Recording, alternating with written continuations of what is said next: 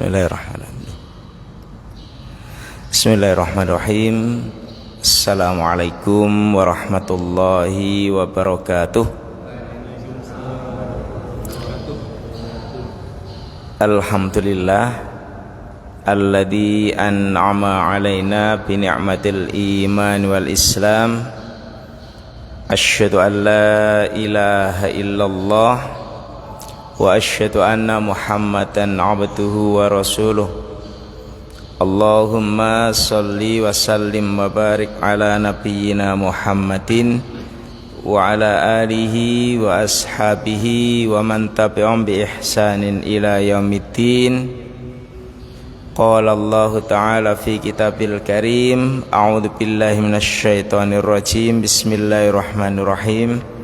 Ya ayyuhalladzina amanu kutiba alaikumus siyam kama kutiba alal ladzina min qablikum la'allakum tattaqun ayyaman ma'dudat. Ila akhir ayat. Shadaqallahul adzim. Bapak-bapak, ibu-ibu, jamaah Masjid Sabilillah yang dirahmati Allah Subhanahu wa taala. Alhamdulillah, pada sore hari ini menjelang saat tibanya berbuka puasa, kita mempunyai kesempatan untuk memanfaatkan waktu yang ada pada diri kita ini untuk mengkaji ilmu agama, untuk tholabul ilmi yang insyaallah dengan kita memperbanyak tholabul ilmi ini, kita akan mempunyai dasar di dalam beramal, dan itulah yang kita sebut dengan penyempurnaan pemahaman yang insyaallah dengan ilmu dan pemahaman itu maka akan semakin berkualitas amal ibadah kita kepada Allah Subhanahu wa taala.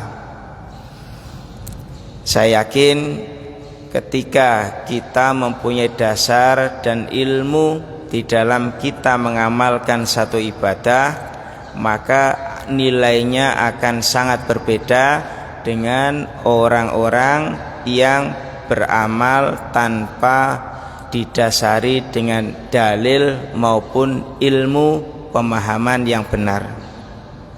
Karena itu ilmu dan pemahaman ini menjadi dasar dan penyemangat kita untuk selalu meningkatkan kualitas amal ibadah kita kepada Allah Subhanahu wa ta'ala.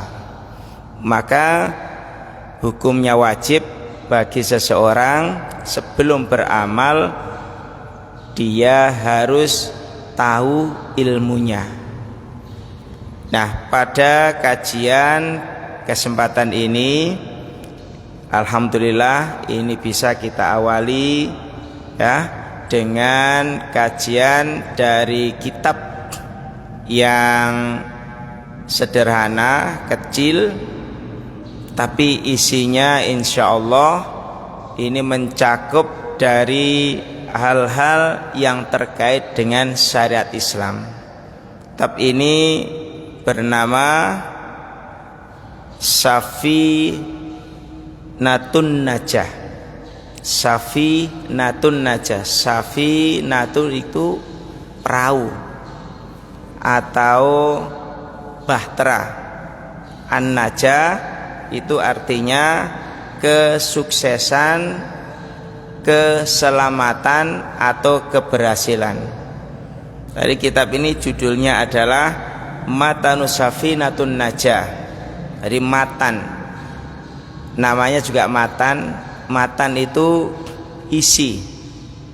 Kalau dalam ilmu hadis, mustalah hadis, itu ada yang dinamakan hadis itu manakala sudah memiliki 3 kriteria ini. 1, ada sanad, ada matan, kemudian ada perawi. Ya. Yang sanad itu adalah deretan nama-nama orang yang disandarkan atau yang disandari dari hadis itu mulai orang pertama yaitu Nabi, kemudian para sahabat, para tabi'in, kemudian seterusnya sampai kepada orang yang meriwayatkan hadis itu. Misalnya ada nama-nama an Abi Hurairah radhiyallahu dan seterusnya, mesti ada kata-kata ya qalan nabiyyu atau sami'tun nabiyyu ya anin nabi, mesti ada kata begitu. Itu namanya sanad di dalam ilmu mustalah hadis. Kemudian setelah sanad ada matan. Matan itu isi hadis ya. Setelah qalan nabi sallallahu alaihi wasallam dan seterusnya, kemudian ada misalnya as-sholatu imaduddin. Nah, ini namanya matan, isi hadis itu. Nah, kurang sempurna manakala hadis itu tidak ada perawinya. Misalnya rawahul Bukhari wa Muslim dan seterusnya dan seterusnya. Nah, sekarang Bapak-bapak, Ibu sekalian, di tangan saya ini ada kitab Matanu Safinu Najah, Safinatun Najah, isi atau pokok-pokok dari pembahasan kitab Dirosah Al-Islamiyah yang diberi judul Safinatun Najah ya. Maksudnya pengarang buku ini adalah dengan memahami ini ya, kira-kira begitu, dengan memahami kitab ini kita ini berada di gerbong rombongan orang-orang yang selamat gitu. Insya Allah begitu. Jadi rombongan orang-orang yang selamat menaiki bahtera tangga syariat-syariat Islam dalam hal pemahaman-pemahamannya, insya Allah begitu. Nah, cuman yang namanya karya manusia itu tidak ada yang tidak ada yang sempurna. Karena ini matan, sudah dijuduli matan, maka di sini adalah isi pokok-pokok. Itu belum ada dasar-dasar hadisnya. Makanya saya kemudian melihat kitab ini ada syarahnya. Saya baca itu ada 5 syarah kitab untuk penjelas kitab yang kecil ini ya, kitab yang asli ini ya. Nah, kitab ini banyak juga dipelajari di pondok-pondok, terutama pondok-pondok salafiyah ya. Salafiyah itu biasanya adalah pondok-pondok yang bermadhab Imam Syafi'i ya. Ada salafiyah, ada salafi, beda ya. Kalau salafiyah itu biasanya adalah mereka yang menganut madhab Imam Syafi'i. Nah, oleh karena itu Bapak-bapak, Ibu sekalian, saya nanti mungkin beberapa pertemuan itu ya tidak saklek kepengen terbawa alur pemikiran salah satu madhab saja. Kita ambil poin-poin terutama bab masalah fikih ya, masalah fikihnya, masalah fikih ibadahnya. Jadi karena kita sudah kadung mengatakan bahasanya kita ini tidak bermanhaj atau bermadhab siapa-siapa, tapi kita ini gerakan yang selalu mendepankan manhaj, sistem. Jadi apapun yang benar kita terima. Bapak-bapak sekalian yang dirahmati Allah Subhanahu wa taala, karena itu ini mencakup dirosah al-Islamiyah, pelajaran-pelajaran yang dasar tentang keislaman. Maka dalam sistematikanya kitab atau buku ini sama seperti kitab-kitab dirosah Islamiyah. Ada pertama membahas masalah tauhid, kemudian masalah fikih, dan juga masalah fikih itu ada fikih ibadah, ada fikih muamalah dan lain-lain ya. Nah, kita akan membahasnya secara pelan-pelan insyaallah. Ya, ini sayang buku ini hanya saya yang pegang ya. Sementara ini buku ini saya yang pegang ya. Kalau judul aslinya ada tulisan Arab, tapi saya mempunyai terjemahannya. Tapi alhamdulillah tadi kok saya lihat di WA sudah diunduh dan di-share di grup itu lewat grup PRM Sugio. Nah, barangkali itu sudah bisa jadi pegangan dan pedoman. Jadi memang poin-poin di situ termaktub, insya Allah itu pokok-pokok. Itulah namanya matan, ya, matan. Jadi isi. Bapak-bapak, ibu sekalian yang dirahmati Allah, bab yang pertama sesuai dengan sistematika di sini adalah mengenai bab akidah, ya, bab akidah Islamiyah. Pertama kita membahas arkanul Islam. Faslu arkanul Islam khamsatun. Bab rukun-rukun Islam itu ada 5. Syahadatu alla ilaha illallah wa anna muhammadar rasulullah, wa iqamus sholah, wa ita'uz zakah, wa saumu ramadan, wa hijjul baiti man istata'a ilaihi sabila. Bab yang pertama ini berkaitan dengan rukun-rukun yang paling mendasar di dalam agama Islam, yakni ada 5 sebagaimana hadis yang diriwayatkan oleh Imam Bukhari dan Muslim. Bunyal Islamu ala khamsin. Islam itu dibangun dengan 5 asas. Jadi bangunan Islam itu ada 5. Yang kelima ini satu-satunya pondasi yang tidak membikin goyah orang yang beriman kepada Allah Subhanahu wa taala. Itu adalah pertama syahadat kepada Allah dan Rasul. Syahadati alla ilaha illallah wa anna muhammadar rasulullah. Jadi syahadat bahwasanya persaksian tidak ada Tuhan selain Allah dan Muhammad adalah utusan Allah Subhanahu wa taala. Ini menjadi pondasi. Kalau kita gambarkan bangunan sebuah rumah, maka yang menjadi pondasi dan menjadi penyangga pokok untuk kekuatan biar orang itu atau bangunan itu tidak mudah goyah, itu adalah bangunan yang paling dasar, namanya pondasi. Nah, itulah yang disebut syahadat atau persaksian atau syahadatain, 2 persaksian ini. Pertama syahadat tauhid, yang kedua adalah syahadatur rasul. Nah, ketika orang sudah menyatakan 2 kalimat syahadat ini, maka tidak ada keraguan bagi kita, itulah orang yang beriman, itulah orang muslim, ya. Nah, cuman syahadat ini tidak hanya untuk diucapkan saja, tapi harus dibuktikan dengan amal atau dengan perbuatan, ya. Makanya definisi iman itu adalah pertama tasdikun bil qalbi wa takrirun bil lisani wa af'alu bil arkan.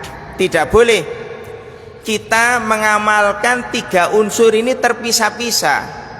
Artinya orang yang mau sempurna keimanannya, syahadatnya itu harus ada 3 poin ini yang kesemuanya harus diamalkan. Kalau hanya mengucapkan syahadat, ucapan la ilaha illallah belum cukup. Belum cukup. Karena itu dalam hal ini para ulama yang membidangi ilmu tauhid membagi keimanan seseorang itu ada beberapa tingkatan. Pertama, ada orang hanya bisa mengucapkan dengan lisannya tapi tidak tembus ke dalam hatinya. Tapi tidak bisa tembus ke dalam hatinya. Hanya di bibir saja. Ya, hanya di bibir saja. Makanya dalam Al-Qur'an disebutkan di awal surat Al-Baqarah, ya, wa minan nasi may yaqulu amanna billahi wa bil yaumil akhir wa ma hum bimu'minin. Itu tidak tembus ke dalam hanya sebatas di lisannya. Kira-kira orang seperti ini adalah tipe orang-orang yang munafik. Ya, orang-orang yang munafik. Kemudian ada juga orang yang memahami keimanan cukup dalam hati. Kalau orang ini saya golongkan itu adalah golongan seperti pamannya Nabi, Abu Thalib. Dia yakin kalau Muhammad itu benar, apa yang dibawa oleh Muhammad itu benar. Tapi coba disuruh Nabi Muhammad, ya Ami, wahai pamanku, tolong ucapkan 2 kalimat syahadat, saya nanti akan jadi saksi di akhirat. Apa jawabnya? Saya malu. Karena waktu itu ada di sekeliling itu Nabi, kemudian Abu Jahal, Abu Lahab. Abu Jahal dengan keras berkata kepada Abu Thalib, wahai Abu Thalib, apa kamu mau berkhianat dengan Tuhan nenek moyang kita?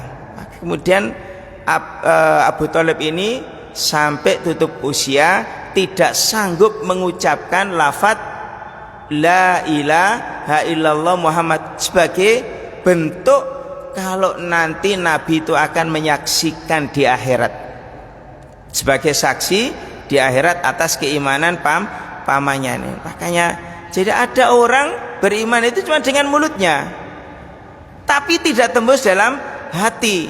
Wa mahum bimu'min, mereka itu belum beriman, mereka itu tidak beriman, hanya sebatas dalam hati. Nah, dalam hati ini barangkali ya sebagaimana yang saya sampaikan tadi, seperti pamannya Nabi Muhammad SAW. Atau ada orang di Indonesia aliran kebatinan, sing penting atine apik, sing penting apine apik. Kenapa? Karena unsur dari semua agama itu mengajarkan kebaikan. Jadi yang diyakini sing penting apik, sing penting karo tangga iku rukun, guyub, ya, masalah nilai keimanan dia pertahankan. Dia nggak jelas. Nah, ini unsur yang pertama, bapak-bapak sekalian. Tentu kita juga harus tahu apa-apa saja sebagai pembatal syahadat. Ya, pembatal syahadat itu ada. Sebagaimana rukun-rukun Islam yang lain semua ada pembatalnya. Sholat ada pembatalnya, ya, puasa ada pembatalnya, ya, haji ada pembatalnya. Jadi semua harus kita paham apa pembatal syahadat itu, ya. Di antara pembatal syahadat yang pertama dan paling utama adalah syirik kepada Allah Subhanahu wa taala. La in asyrakta la yahbatunna amaluka. Dan jika kamu melakukan perbuatan syirik, layah batona, di situ ada lam takkid, layah batona, kemudian ditutup dengan nun takkid. Itu karena memang betul Allah kepingin menguatkan pemahaman orang yang beriman. Jangan sedikit pun akidah yang murni, yang suci, yang bersih itu kemudian dikotori dengan keyakinan-keyakinan yang bisa merusak akidah kita. Ada perusak akidah itu dengan perkataan tidak sengaja ada, dengan perbuatan etika juga ada. Maka ini hati-hati betul, ya, hati-hati betul. Jangan-jangan kita ini sering mengatakan sesuatu yang terjebak kita ini melakukan perbuatan syirik, ya. Orang tani biasanya berkata nggak sadar, ya, nggak sadar, ngomongnya nyantai, alah bareng tak kei obat iki, pariku pol. Tuh, berarti dia sudah melupakan siapa, ya, sohibun nikmat itu siapa, pemberi nikmat itu siapa. Tapi yang betul ucapannya adalah alhamdulillah. Jadi Allah didahulukan, Allah didahulukan. Alhamdulillah barang tak kei obat iki Allah, alhamdulillah koyok ngene ngebai aten. Tapi kalau udah ucapan bareng tak kei obat iki glon mengkini, nah itu sudah secara ucapan itu sudah gak sadar dia telah melakukan perbuatan syirik, ya, menandingi apa yang dilakukan oleh Allah Subhanahu wa ta'ala. Jadi Masya Allah, pembahasan ini kalau kita pembahas secara saklek matanya ya langsung gelender gitu saja. Tapi kita kepengen ngupas satu persatu bunyal Islam ini, bangunan Islam yang pertama, yang pondasi secara kuat ini adalah akidah, sebuah persaksian di hadapan Allah dan Rasulnya. Bapak Ibu sekalian yang dirahmati Allah Subhanahu wa taala, nanti sampai jam berapa? 17.30 macamnya. Alhamdulillah, insyaallah ini masih pada bab arkanul Islam ini. Jadi yang pertama syahadat kepada Allah Subhanahu wa taala dan Rasulnya. Kemudian yang kedua wa iqamus shalah. Nah, poin yang kedua, ketiga, keempat dan kelima inilah yang kita sebut dengan apa? Wa amalu bil arkanin. Di samping persaksian maka harus ada bukti kalau kita ini beriman kepada Allah Subhanahu wa taala. Nah, keempat poin di bawah syahadat ini sebagai perwujudan bahwasanya kita ini termasuk sekali lagi orang yang beriman. Harus sholat, harus zakat, harus puasa, harus haji, ya. Wa iqamis shalah. Makanya di dalam hadis Rasulullah SAW menegaskan as-sholatu imaduddin. Faman aqamaha fa aqamat din. Wa man hadama fa haddamat din. Ini hadis ini sangat populer. Jadi sholat itu tiangnya agama. Jadi kalau pondasi tadi itu syahadat, sing cagae oma, cagae bangunan itu sholat. Jadi butuh berapa caga untuk menegakkan ini? Lebih-lebih pondasi supaya betul-betul bangunan ini bisa kokoh, tahan dengan bahkan tahan dengan gempa dan segala macam cuaca dan kondisi. Dibutuhkan, coba lihatin berapa ini caga supaya tegak. Nah, begitu juga upaya seorang muslim menegakkan agama di dalam hatinya, di dalam dirinya, itu adalah terletak bagaimana keistiqomahan seorang muslim itu dalam membentengi bangunan itu dengan sholat, dengan tiang yang bernama sholat. Kalau merasa belum puas dengan pahala sholat fardu, maka dia akan menegakkannya, menambah sebagai nafilah, tambahan-tambahan dengan sholat sunnah. Insya Allah ya. Sampai-sampai Nabi mengatakan di dalam hadisnya, barang siapa yang sehari semalam sholat 12 kali, dalam riwayat lain ada 10 kali ya, yang dinamakan sholat sunnah rawatib ini, maka dia dijamin akan disediakan rumah istana di surga. Jadi yang 10 rakaat ini, yang 10 rakaat adalah qobliyah subuh. Kemudian 2 ya. Qobliyah duhur 2, ba'diyah duhur 2. Ini sudah 6. Kemudian ada ba'diyah maghrib. Ya, kemudian ba'diyah maghrib, kemudian ba'diyah isya. Jadi 5 kali 2 atau 2 kali 5 dalam sehari semalam. Dia bisa istiqomah, maka kata Nabi akan disediakan rumah. Dan kalau sudah bahasan rumah di surga, itu tidak ada rumah kecuali istana. Ya. Atau yang kedua 12. Jadi 12 ditambah kalau 12 berarti 4 rakaat qobliyah duhur.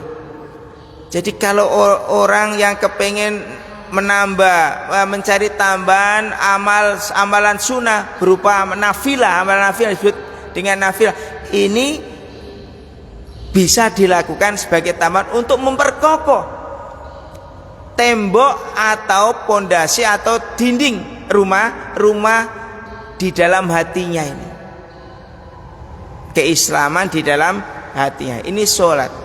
Dan Nabi juga tegas mengatakan dalam hadis yang diriwayatkan oleh 2 imam yang terkenal juga, Imam Bukhari dan Muslim, inna bainar rajuli wa bainas syirki wal kufri tarkus sholat. Sesungguhnya perbedaan antara orang itu dikatakan syirik dan kafir, tarkus sholat, karena dia meninggalkan sholat. Ya, jadi dikatakan dia itu orang syirik atau orang kafir itu karena sholatnya. Maka di dalam hal ini para ulama berselisih pendapat, orang ini berhak disolatkan atau tidak secara muslim. Ya, secara muslim berhak disolatkan apa tidak? Ya, karena kafirnya ini kafir dalam hal melaksanakan atau tidak melaksanakan ibadah. Tapi dia dia tetap mengakui Allah itu sebagai Tuhan. Maka ada ulama yang mengatakan orang ini tetap boleh disolati karena dia tetap mengakui adanya Allah. Tapi orang yang keras mengatakan, lah ya wong urip gak gelem salat kok mati disolati. Ya, mati disolati. Makanya kalau saya kemana-mana di ranting, ya tanglet datang tiang jamaah, Pak Bu ngapunten, almarhum atau almarhumah niki salat napa mboten? Nek salat kula mantep derek nyolati. Tapi nek mboten nggih ngapunten, kula teng wingking mawon be Pak Mudin to sinten sing nyolati. Oh gak nyambung. Wong nalikane urip ae gak gelem nglakoni salat, bareng mati kok disolati. Pasti bapak-bapak ibu sekalian, ya, Nabi mengatakan ada 2 perbedaan ketika mayit itu diusung oleh orang ke tempat yang akan dia tempati, jangankan ke tempat kubur, dia dimasukkan ke masjid saja, kata Nabi, mayat ini ada dua sikap. Pertama, sikapnya adalah orang ini melihat, arwahnya itu melihat teman-temannya yang pernah ikut sholat bersama-sama, ya, ikut bersama-sama selama masih hidup, istiqomah sholat jamaah. Yang kedua, arwah itu mengatakan, ini tempat apa? Saya belum pernah tahu tempat ini. Jadi dilebono masjid boleh, gak tahu sobo masjid, Pak Bu. Mau dimasukkan masjid sampai jumbul, ini tempat apa? Celaka, ini tempat apa? Ya. Sehingga bagi yang istiqomah sholatnya itu kemudian bilang, Qadimuni, aku yang cepet-cepet, maksudnya cepet-cepet nanti kubur, aku gak sabar meneh, ya, kepingin apa? Kepingin tahu janjinya Allah Subhanahu. Qadimuni, percepat, saya urus, saya percepat, jangan tunda-tunda. Tapi bagi orang yang, mohon maaf ya, yang barangkali sholatnya tidak istiqomah ini, ya, dia mengatakan celaka. Sampai Nabi bilang, seandainya manusia itu mendengar jeritan roh dari orang yang mengatakan celaka, pasti pingsan karena tidak kuat. Maka ini Bapak-Ibu sekalian, ya, betapa istiqomah kita menjaga sholat ini, tidak hanya sholat wajib, tetapi kita kepingin menambah pahala, menyempurnakan pahala sholat wajib itu dengan melaksanakan sholat sunnah. Apa yang kita bisa, ya, apa yang kita bisa, mari kita laksanakan, mari kita sempatkan. Jangan meremehkan pahala sholat sunnah, ya. Karena itulah sebagai penyempurna pahala amal ibadah sholat kita. Dan semuanya, ya, ada pasangannya, ya. Yang wajib ada pasangannya menjadi sunnah, ya. Nah ini Bapak Ibu sekalian, wa iqamis shalah, kemudian wa itauz zakah, melaksanakan apa ini, menunaikan ibadah syariat Allah berupa zakat. Ya, ibadah ini super khusus adalah dengan harta, ya, dengan harta. Maka banyak di antara kita ini yang kadang-kadang kurang bisa memperhatikan. Kalau ya diingatkan, alhamdulillah di jamaah kita ini selalu diingatkan tentang zakat, tentang infak dan sedekah. Maka kita bersyukur, Bapak-bapak sekalian, ya. Kita sungguh bersyukur ada yang mengingatkan, namanya panitia zakat ini, ya. Maka kita pelajari sikap orang-orang di awal-awal Islam ketika mendengar Nabi meninggal dunia kemudian ingkar untuk melaksanakan zakat. Oleh Abu Bakar tegas, ini merusak pondasi agama Islam, harus diperangi. Kenapa? Karena salah satu rukun Islam kalau ada tidak ditegakkan, maka agama Islam tidak bisa tegak, termasuk zakat ini, ya. Nah, tapi Bapak Ibu sekalian, ini kaitannya dengan jis ini, ya. Saya sering memberikan apa ini, ya, bukan kritikan, bukan apa, tapi tolong dijelaskan dulu, karena itu ada 3 syariat di situ. Zakat, infak dan sedekah ini masing-masing berbeda. Jangan kemudian kita ngelawang kula mundhut jise jenengan. Maksude sing mundhut iki ayo di briefing. Elingno niate bapak atau ibu iki niat zakat, infak utawa sedekah. Sebab ketiga ini ada syariatnya. Ya, zakat ada sendiri syariatnya. Sedekah itu lebih fleksibel, lebih umum. Sedekah itu tidak berupa uang, tidak berupa harta, tapi dengan perbuatan bisa. Tabassamu fi wajhi ahika sedekah. Senyum muka manis terhadap saudaramu itu sedekah. Ya, infak, pengeluaran atau membelanjakan harta di jalan Allah, termasuk menyumbang masjid, menyumbang pondok dan lain-lain, itu termasuk infak. Nek zakat itu ada syariat sendiri. Kalau tidak waktunya, belum satu nisab, belum namanya haul, itu tidak. Makanya, nah termasuk salah satu yang penting itu adalah hud min amwalim sedekah tutahhiratan wa tuzakim wa tusolli alaihim. Ini ada kata wa tusolli alaihim. Hendaklah yang mengambil zakat itu jangan lupa mendoakan. Itu perintah Allah. Wa tusolli alaihim.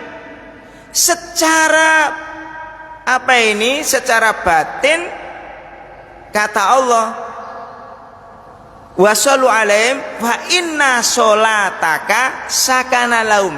Kenapa? Karena doa kita terhadap orang yang kita ambil zakatnya itu akan menenteramkan hatinya.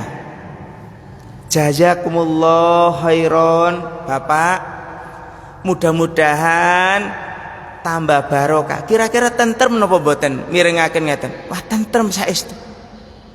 Ya. Fasholli alayya, dan doakanlah orang yang mengeluarkan zakat itu. Ya. Fa inna sholataka sakana lahum, karena doamu itu akan menenteramkan orang yang mengeluarkan zakat, infak dan sedekah itu. Karena ini yang faktor utama, diingatkan niatnya. Pak Bu, ngapunten kula saking cabang atau saking pundi mundut panjenengan niki niat zakat, infak napa sedekah. Dik, kula niki dereng enten sak nisab, nek kula niat infak mawon. Lho, ngoten. Sapa? Innamal a'malu bin niyati. Satemene niat itu ibadah diterima itu krana niate. Nah, ini penting sebagai pedoman kita bersama, ya. Ojo langsung jis ngoten mawon. Jis iku singkatan zakat, infak, sedekah, berarti ada 3 syariat ini, ya, yang harus kita pahami. Pak, kula mundhut jis jenengan. Aduh, jis iki kita bagi jenengan niat infak, sedekah napa zakat? Alhamdulillah Dik, aku wis sak nisab iki zakatku tak enak, berarti zakat ya Pak. Nggih, alhamdulillah, jazakumullah khairan, jazakallahu khairan. Muga-muga tambah barokah rezeki usaha panjenengan, masyaallah tentram matine wong sing didongakno. Ya, jok to wong ngoten wong kula nate maringi pengemis iki. Tak kei 5.000 ngoten, kula didongakno masyaallah. Matur suwun Pak, tak dongakno sehat sampean sak keluarga, Mas. Tentrem wong ngemis ya. Dongakno sak ngono. Ya. Jadi ini para bapak, para ibu jamaah ya. Kemudian wasomu Ramadan. Nah, termasuk kewajiban ingkang kita lampahi di tengah-tengah kita saat melaksanakan ibadah puasa Ramadan ini ya. Alhamdulillah dibuka malih surat Al-Baqarah ayat 183 ngantos 187 niku dasare kita ngelampahi poso poso Ramadan.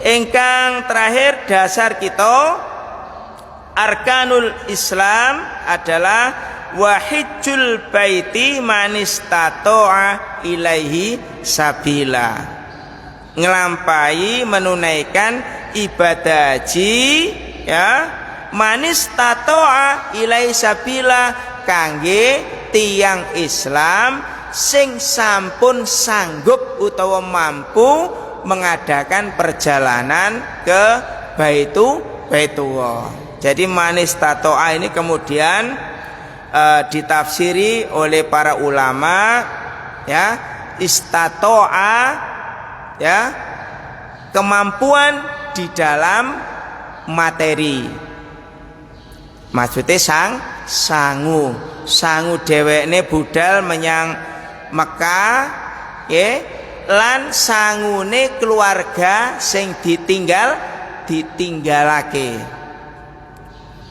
kemudian mampu dalam hal ilmu ya. Makanya sepindah malih niku tengajeng kula sebenarnya modal pertama untuk menyempurnakan ibadah niku ilmu ya. Jadi piro masya Allah aki tiyang nggih ngapunten mboten kula dududaken, kula walaupun nate temriko hanya umroh niku semerap kualitas ibadah wong-wong sing tanpa ilmu lan duweni ilmu nggih. Ana wong sing mlebu nang pelataran ate mlebu nang pelataran kabeh buwong-buwongan ku enten mbok apa sing dianu kula mboten ngerti bahasane. Nek bahasa Arab insyaallah nggih iso ngerti. Tapi buwong-buwongan beri ya iki wong iki lha apa? Ana sing maneh wis parek karo Ka'bah. Ka'bah niku sing ana fadilah ya tenggene Hajar Aswad kare Hijri Ismail niku. Temen niku mawon. Sane pojok-pojok mboten enten apa. Iku lho gawe ngeten nggih kuasap. Niku enten sing bentur kepala duwak-duwak. Iki terus piye? Dadi niku semerapnya Mbak, memang model-model temeriku. Nah, model-model ngoten awake boten gada pondasi, boten gada ilmu sing mapan sing kuat masyaallah. Ana sing maneh temeriku yo enak-enakan hotel wae. Memang sedaya niku krana napa? Krana pemahamane lan krana niate. Nah nek tiyang to niku lha iki kesempatan gak semua orang saged mriki. Makane nek iso dikatek-katekno nuk nggone masjid pokok. Ya toh, tenggene masjid niku mawon masyaallah wis ra ngarep bakal kaliren. Wong Arab niku ngoten nggih. Wong Arab niku lak ramah-ramah ngoten. Senajan nguwe iku diuncalno ngeten. Nggih. Kula glimbang-glimbung boleh pegel anu. Diuncali ngombe apa kotak jus. Kalau sani buakno apa ternyata ya tafadhol syurup diminum ya ngoten wis apa maneh nek wayahe Senin Kamis wah iki gelasah gelaran panganan iki masyaallah ya luar biasa. Ate mlebu nang gone Masjidil Haram niku mau enten nggih grup Ben Daud itu Ben Daud warung iku mbuka sapa sing temeriku mesti orang bayar mangan tapi antri. Jadi masya Allah luar biasa. Nah, pengalaman mau sak dilu jadi buatan kados haji para bapak ibu jamaah nggih. Masya Allah niku kula gak ada pengalaman sampai kula gak ada kesimpulan. Ya Allah, watake wong Madinah mbek wong Mekah iku beda jauh Mas. Beda jauh. Kula sampai menyimpulkan ngoten-ngoten niku nggih. Jadi niki manistato'a niku termasuk ilmu. Nggih, termasuk ilmu niki kudu mampu. Ingkang nomor kalih ingkang ketiga manistato'a niku berupa mampu dalam hal fisik artine sehat. Niki betul-betul nek iso memang nek iso kuat-kuate awak dek Mas Waton barang ngendi. Nah budal nek iso. Tapi yo terbentur napa polisi dan kebijakan pemerintah. Dadi sek kuat-kuate masa tawafate keliling sapiro ya apa iso kone fisiknya saya kuat Sapir kuat mawon. Nggih, oleh fisike sik nek wis tuwek iku ya Allah tambah ngrepoti koncone ya iya. Ya. Nuk kono ate tawaf ya ora iso keliling dhewe engko kesenggal wong rubuh ya iso. Tapi gunakno napa? Gunakno jasa penyewaan kursi roda keliling iku mbayare 1.300.000 nek kula wingi. Saniki duka pinten? Kok jari kok terus 1.300.000 ket biyen regane sakmono. Ya. Iku hebat negara Arab iku, ya. Iso selalu menyetabilkan harga iku padha terus ke biyen yamune sakmono. Ya. Potong tahalul iki, ya. Potong rambut iki ya 8 nek dikursno 80.000. 80.000. Ya mungkin regane nek kena 8.000 nggih. Wong kono 80.000. Dados inggih para bapak ibu jamaah, insyaallah niki bab akidah arkanul Islam. Pas niki jam 17.30 insyaallah kita lajengaken bijing malih niki nggih. Mugi-mugi bermanfaat kajian pembuka ini untuk kita teruskan pada hari-hari berikutnya. Kitab Safinatun Najah. Mudah-mudahan bermanfaat. Subhanakallahumma wa bihamdika asyhadu an la ilaha illa anta astaghfiruka wa atubu ilaik. Assalamualaikum warahmatullahi wabarakatuh.